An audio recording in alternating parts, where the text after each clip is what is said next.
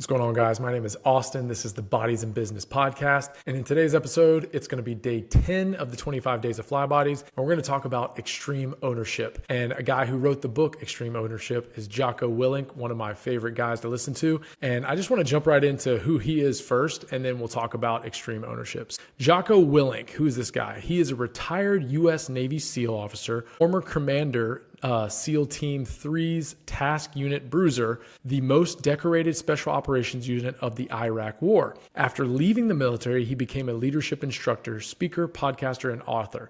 I highly recommend, by the way, going and reading Extreme Ownership right after you listen to this podcast, because it is an amazing book and it'll make you want to run through a wall after you listen to it.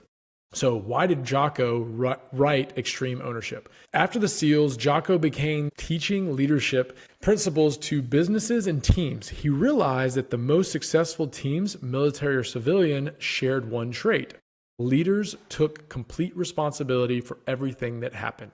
He wrote Extreme Ownership with fellow SEAL Leif Babin to share the principles that help SEAL teams operate at the highest level under extreme pressure. The book teaches that victory on the battlefield or in everyday life comes from owning every outcome, leading yourself first, eliminating excuses, taking decisive action, staying disciplined. These same principles translate perfectly into health, fitness, and personal wellness, making it one of the most powerful mindsets you can adopt. And that's why I wanted to talk about this. The main reason is because we are all in control of our destiny when it comes to our health and wellness. Now, decisions have been made for you in the past as we're growing up to put you in a certain position. But when you are an adult, I would say after the age of 18, you definitely are in control of a lot of decisions you make. And I know not everyone is in control of every decision they make. They have their parents tell them what to do. Their significant others tell them the things they have to do. Teachers, coaches, even your kids, people who have kids,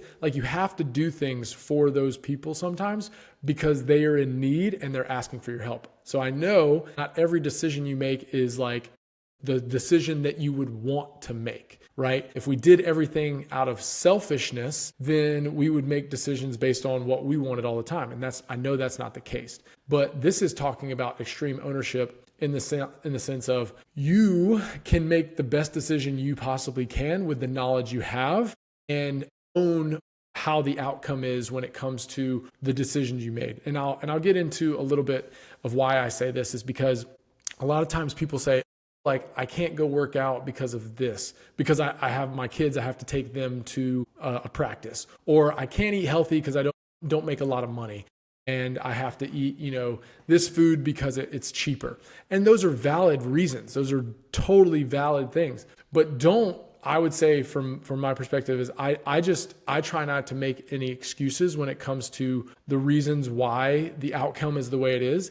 You talk about the things that you did and you don't blame others. And that's the biggest thing that I think when it comes to getting what you really want is not to put the onus on other people and what they did and what they told you. It's you are an adult. If you're listening to this, hopefully most of you are adults, and you make your decisions every single day. It's it's incredibly easy to blame others and to say, hey, I didn't do this because of this person. I didn't do this because this happened, blah, blah, blah. But it is really, really tough to say, you know what? I'm going to take ownership of what happened because it was my decision and I chose to prioritize that or do that instead of what I needed to do. And that's just like, I'll give you a perfect example. Going to the grocery store on a Sunday when you just want to rest and relax is a decision you can make that will set you up for the week. Now, I know a lot of people have a lot of things going on Sundays sometimes. And so going to the grocery store might not be a really top priority.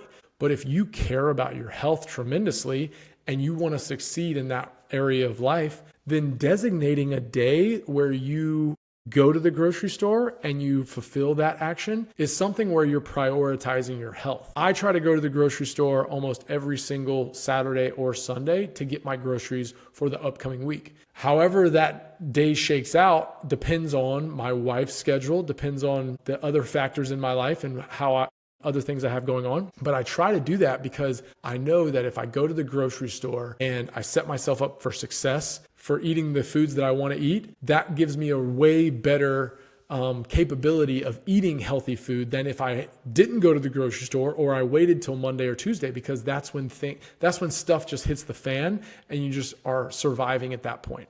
I hope this message isn't coming from a place of you thinking I'm on a higher level than anybody. No, I want people to understand that you are in control of the things that you do, and taking extreme ownership gives you the freedom to say, you know what, I can do whatever I want to do to make my life the best possible life I can make it. And what I'll say is, a lot of people in this world love to blame others on the things that happen to them. And I've been there. I've definitely done it.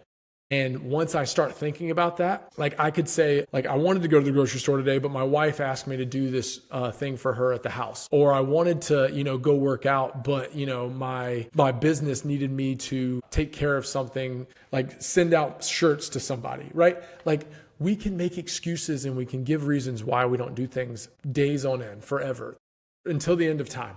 But if you really, really, truly want to do something, you will find a way to do that thing, and you'll take extreme ownership and you will figure it out and you will do that thing. Okay. I believe in you. I know you can do it. I know most people, when it comes down to just like willpower, it just runs out a lot of times. And so you have to get in these habits to where people just know that's who you are and they expect a certain behavior from you, and then they don't try to take you away from being who you are. Okay. So extreme ownership, go read the book, go listen to it on Audible. It'll be super motivating, hopefully, for you. But I want you to know, going into 2026, you can set your expectations for yourself and hold yourself to those expectations when you're tired, when you're worn out, and that's probably the same thing. And just know that it's not going to be perfect. All right. Nothing's ever going to work out perfectly. And that's okay. You can take ownership of it not working out perfectly and then plan again and go, you know what? It didn't work out perfectly this time. I'm going to try to make it better the next time.